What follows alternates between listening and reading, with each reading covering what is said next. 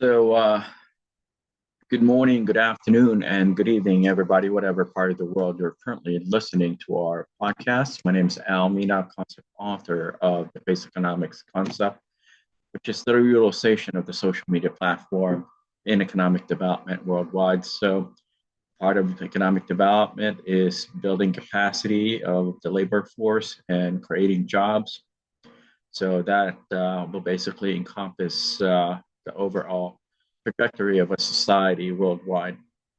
So just recently, I was asked to, kind of talk a little bit about what it was like for me to grow up as a minority in America and my overall experience, given that, people of my background tend to be the powerless, voiceless, marginalized for the most part, and easily targeted um, racially because most people that look and think like me and behave like me simply don't push back. They don't fight back because they're too, used to being discriminated against and marginalized. So to them, it's just a normal thing. Okay, folks. And I'm here to say that it shouldn't be accepted by anyone, regardless of your race, background, ethnic, makeup, national origin, religion, whatever. No one deserves to be marginalized and no one deserves to be discriminated against. And you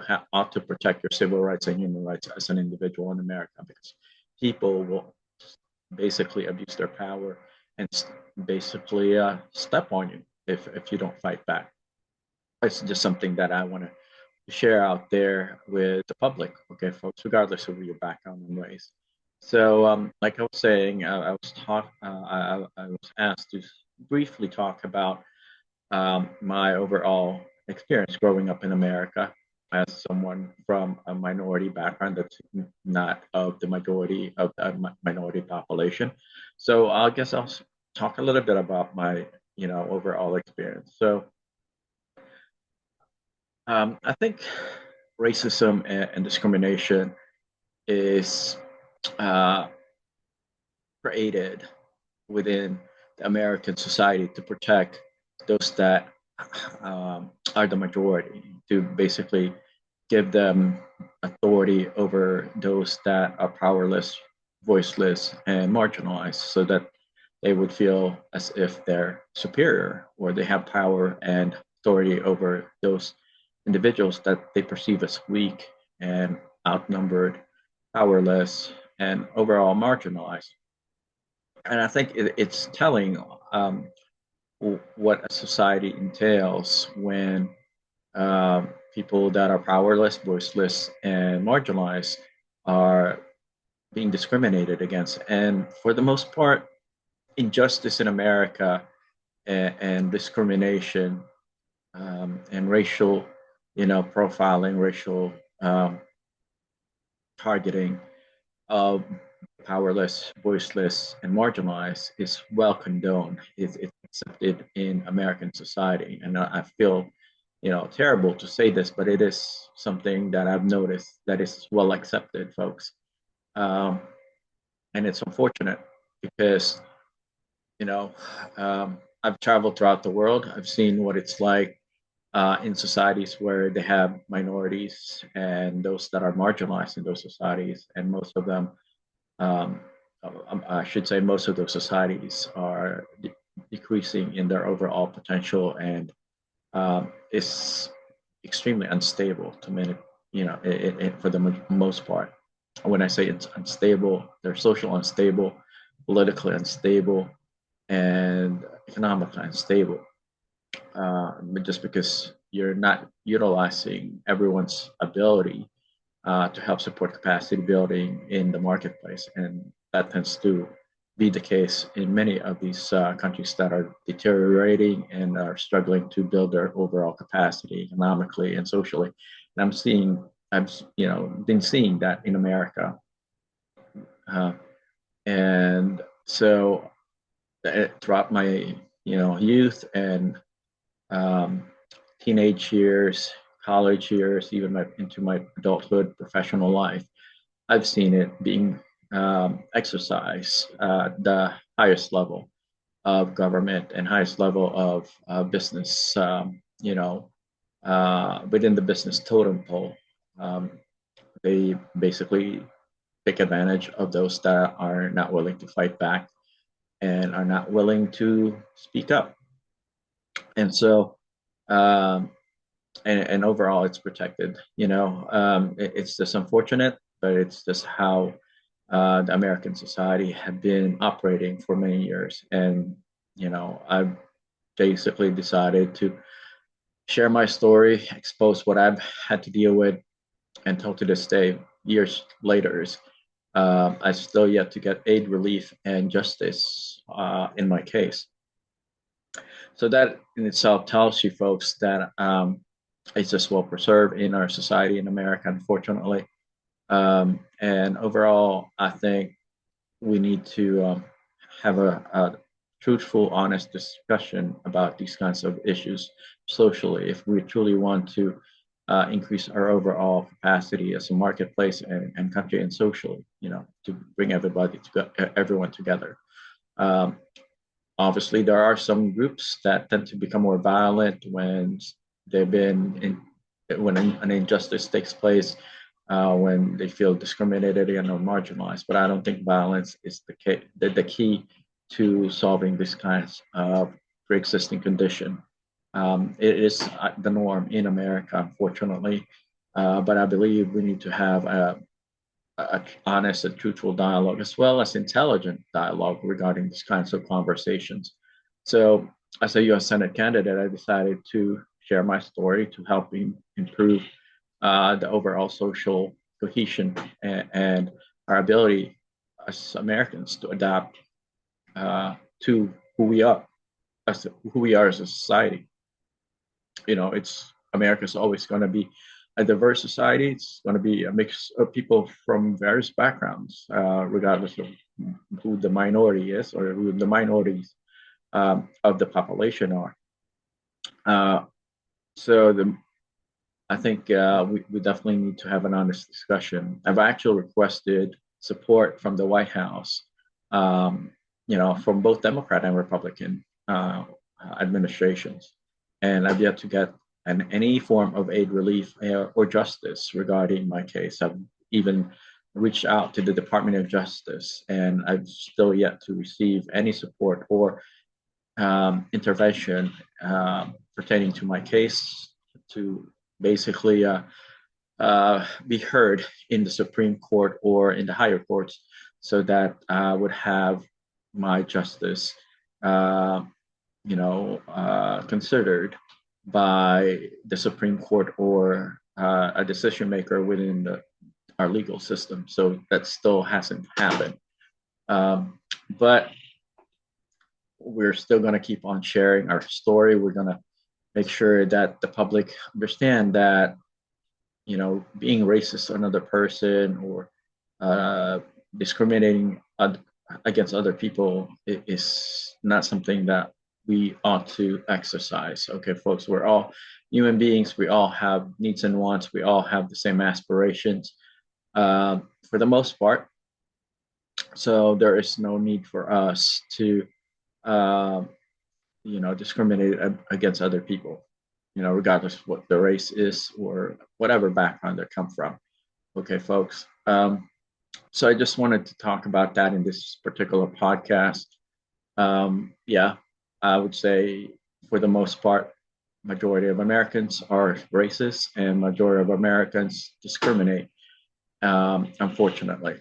And it pains me to say this, but throughout the years that I've been, you know, um, basically observing these kinds of activities, as I would say that it is widely accepted in our society and it's condoned within our society, regardless what the race of the person that is being victimized is.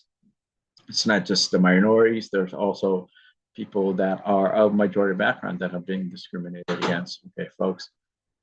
So I think we have to have an honest, truthful, and intelligent discussion regarding racism, discrimination, marginalization, civil rights violation, and human rights abuse. in our country in America, specifically now that we're really becoming very polarized in our political system. Um, and I guess I present a very unique, um, you know, overall opinion and experience pertaining to uh, the issue of race in our country, coming from a background that's typically been marginalized in our society. Now, is this going to change? I don't know. Maybe we need to keep on talking about it and discussing it openly so that there is going to be some sort of meeting of the minds where people can reflect on the issue and find a solution regarding these kinds of, very serious social problems. Okay, folks, we can't just operate as if it doesn't exist. Okay, especially given that in America it's widely accepted, um, and it's embraced, and for the most part, it's condoned in our society. And that's just a pure, unadulterated fact regarding race in our society, and overall discrimination and marginalization of the powerless, voiceless, and the more often marginalized, right? So with that said, let me know what your thoughts are. Feel free to share your questions, comments, suggestions with us. I'm going to make this podcast available to the public. I'm not going to just you know itemize it for our subscribers. I'm going to let the public gain access to this material so that y'all can think about what I was talking about and reflect on it, and let me know if you have any thoughts, suggestions, comments, concerns, whatever it is that you'd like for me to consider. I would love to hear from you, and let's make this an open dialogue. Okay, folks. The only way you solve problems is by talking about them openly and truthfully, discussing issues that some people try to shy away from or push back against, or overall ignore. Okay, that's the only way you solve these kinds of pre-existing conditions. During the times when there were civil unrest in America, there were no social media platforms. There was no microphones for the regular person to talk about certain issues and present solutions to the public. Today, we have access to virtually all sorts of tools and mediums where we can provide our opinions and solutions, where people can reflect on it and make a decision for themselves. Okay, it's not like we're brainwashing people to agree with everything that we're saying. We want them to consider the facts and consider things that they may never been exposed to before. So with that said, my name is Aldous Mina. I'm a U.S. Senate candidate in this year's general election, as well as the author of several books pertaining to the utilization of the social media platform in economic development, namely Face Economics. I'm also the host and content creator of Face Economics podcast and Face Economics TV on YouTube. And I'm fairly visible. I share materials that I don't edit too much. I want to make sure that people see how transparent I am. Just like you. When the social media platform was created, it wasn't created for those people that are professional in video editing, um, audio editing, none of that multimedia, type of um, skills. It was for those people that simply want to utilize today's, medium, social media platform, to express their creativity, to share their opinions, to provide an alternative to the prefabricated, pre-edited, and overly marketed um, visual aids out there. Okay, folks. So the marketplace wasn't created for people like you and I. in the past. It was heavily developed for professional videographers, audiographers, people that have been trained to utilize video and audio. Um, and therefore, they were able to uh, basically um, create an environment that they can manipulate and they can fake things. They can, provide material that are disjointed, inconsistent, and very unfactual to the public, to the marketplace, because they were taught and were skillfully developing content that they can edit. So that was back then. Today, anybody can edit their material based off of the content and the kind of message that they want to convey. And some people don't even edit this. I don't do a whole lot of editing um, on my content because I want people to know that I'm just a regular person. I'm human. I make mistakes, and I'm not trying to cheat you. I'm not trying to make fake materials and let you think that I'm some kind of perfect person. I'm just like you. I'm utilizing the social media platform because now that it's available to us, then we actually have the opportunity to create something much bigger than who we are and contribute to the marketplace for the betterment of society worldwide, not just in one community, but worldwide. So that wasn't available before. And so that's the whole point of face economics. Okay, folks, that's why I developed my book so that people will feel just like a regular person. They can express their creativity and share the content without feeling as if they have to create something professionally done. Now, I'm not saying you shouldn't create something that is, appealing to the public, but don't overly focus on, the aesthetic or the looks of what you're producing. Share from the heart, share from what and eventually, your followers will understand that you're unique and that you're sharing from the heart and from who you really are. You're not trying to fake things. So that's important. Okay, now that there's a lot of fakers out there on social media, people give you all sorts of guarantees and promises that they are going to be making you millions upon millions using their platform or using their coaching material, training material, all that BS. Don't fall for it. Okay, folks. So like I said, I'm just sharing my perspective, who I am as a real person, as a regular person, utilizing the social media platform that wasn't created for pros. The social media platform was not developed for people that have had 4 years of college education on video editing or audio mixing or any other capacities that um, can be edited and can be fake, especially nowadays with artificial intelligence. There's a lot of fake materials that it's been uploaded on various social media platforms.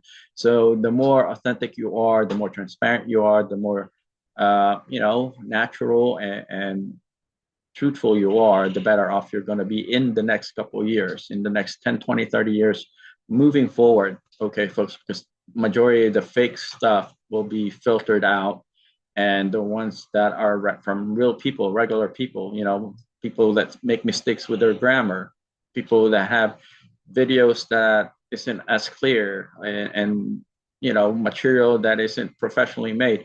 Those are going to be the respected materials moving forward. Now, that's just the reality of today's world. Um, so be authentic, be transparent. Don't try to BS people. Just share who you are. And thank people for watching your show, listening to you, and following you. Okay, even though you're not providing professional quality materials to them, but you are providing quality of value to the public in the marketplace, even though you're not, overly emphasizing on the looks or the sound bites or special, editable material that could fake things uh, that is really not very authentic and credible to begin with. So, with that said, my name is Almina. Thank you so much for listening to our podcast. And I'm going to upload this video on our YouTube channel as well, Basic Economics TV, so you all can watch and follow us, subscribe, tell your family and friends about our platform, and share it if you like. With this, thank you so much for your time. Take care. Bye bye.